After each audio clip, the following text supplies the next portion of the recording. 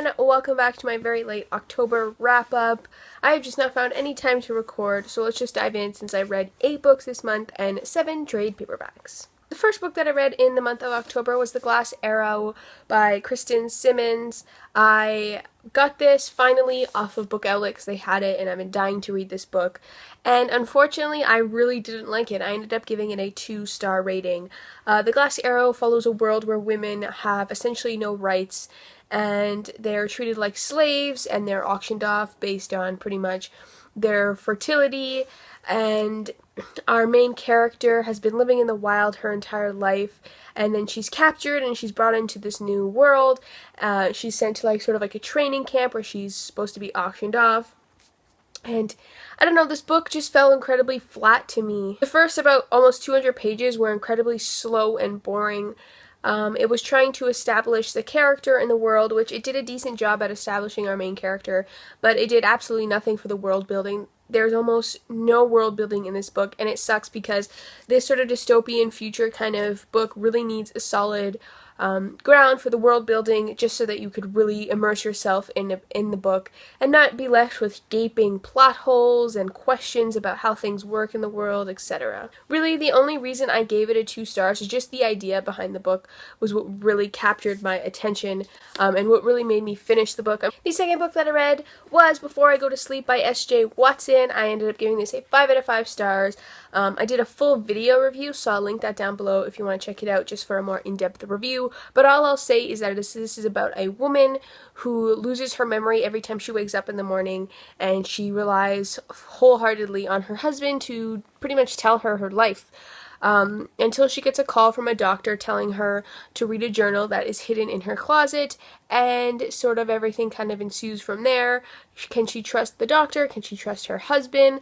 And she's sort of left on her own to figure out her life. 5 out of 5 stars, fantastic. Next up, I read You by Carolyn Kepnes. I ended up giving this a 4.5 stars out of 5. I also did a full video review, so I'll link that down below. But this is about a man who stalks this woman, and it's told completely from his perspective and in second person, which makes this book incredibly unique and fun. Fun may not be the right word, but that's definitely unique. The writing is poetic and beautiful, and you really get a sense of the character.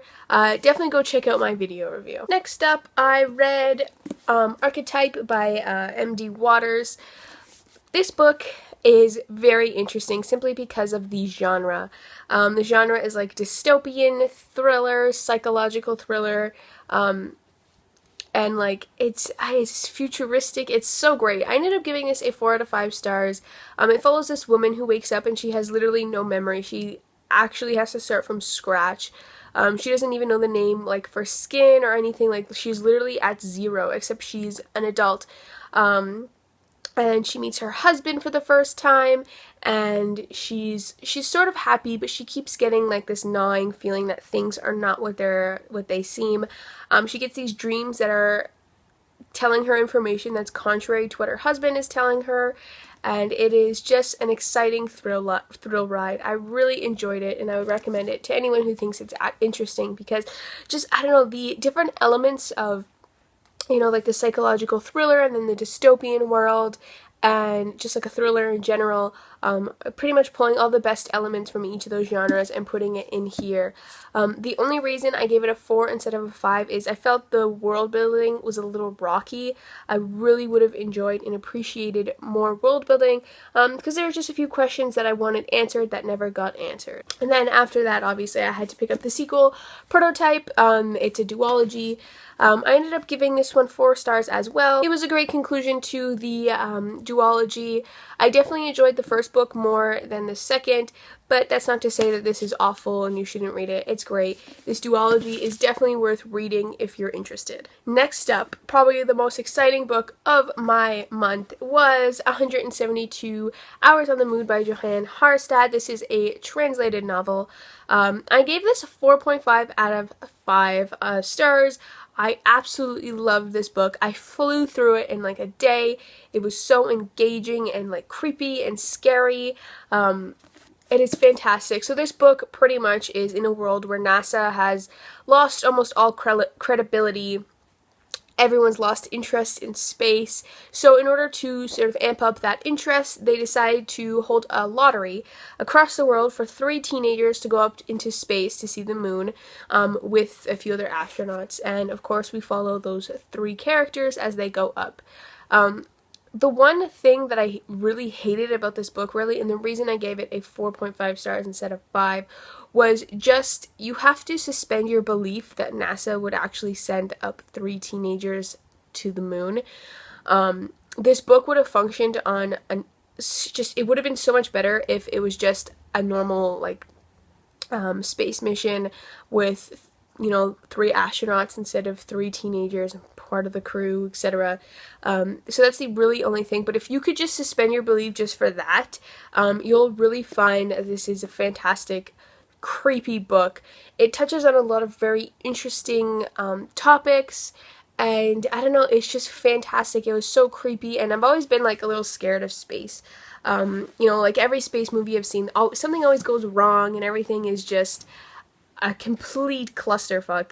So this one is fantastic, and there are some pretty awesome pictures sprinkled throughout the book just so that you can really get a sense of what is going on in the story. And I don't know, it's just fantastic, and I would definitely recommend this to anyone because it is just such a fun, scary, and creepy read. Next up, I read This Is Not a Test by Courtney Summers. Unfortunately, I ended up giving this a 2.5 stars out of 5. I really didn't enjoy it. I found myself skimming through the end of it. This follows a few teenagers who are in the zombie apocalypse, and what's great about this book is that it focuses on the characters and their relationship in the zombie apocalypse and not just the zombies. The zombies are sort of just a catalyst, and then everything else is what's important. Courtney Summers is a phenomenal writer.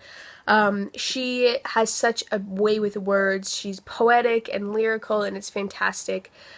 She's really great with more taboo subjects. So our character is suicidal. She's been physically abused by her father, and she is obviously suffering from depression when this all goes down. So you're following a very broken character, and this is my first Courtney Summers book, and then I read All the Rage, which I'll be talking about in my next wrap-up. And it's just, she is so good at damaged characters and characters who are not completely whole, and it's beautiful to read about it because she captures it so perfectly and realistically. But what really turned me off about this entire book was the setup for the other characters that our main character is with. Our main character is written perfectly. Like, I wouldn't change a single thing. She did a phenomenal job with that. But the introduction of the other characters was awful, really, to say the least. I didn't have any care about those characters. I didn't even remember their names by the end of it. Like, I kept getting them confused, and then when their names would pop up, I'd be like, who is that again? Like, they were just introduced in such an awful way that I didn't care about what happened to them. Nothing. Like, I really only read just to find out what happened to our main character.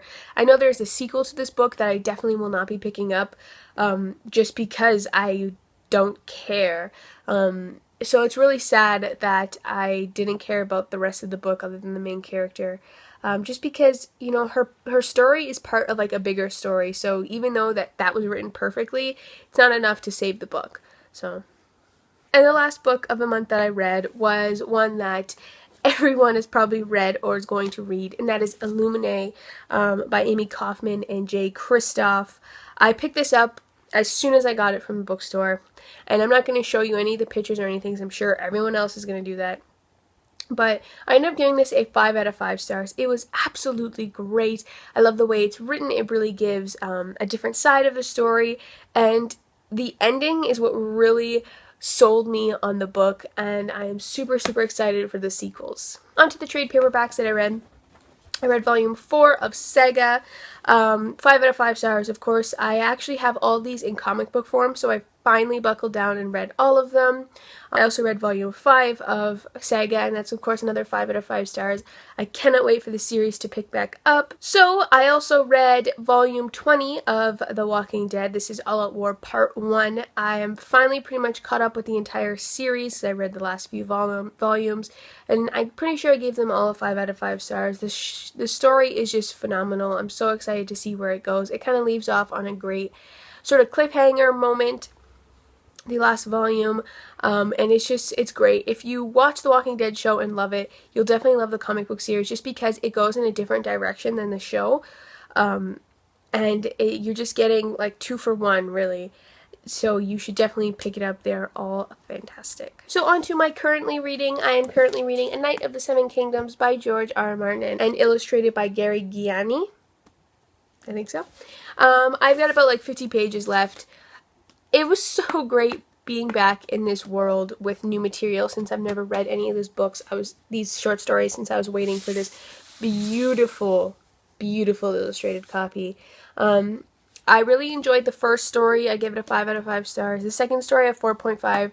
I didn't like it as much as the first, but that's not to say I didn't like it. And the last story is on track for a 5 out of 5 stars. With 50 pages left, it's definitely going to end up with a 5. So in all, the entire story is going to end up with a 5. This out of 5 stars. It is beautiful. There's illustrations on almost every page, and they're just like absolutely beautiful. They're like almost like simple illustrations. There's no color, and there's just, I don't know, like they're just like, how can you not like that? So either way, that is what I'm reading. I'm not doing a November TBR simply because we are 10 days into November. So yeah. So this is everything that I read in the month of October. So let me know how your month went down below. Thanks for watching.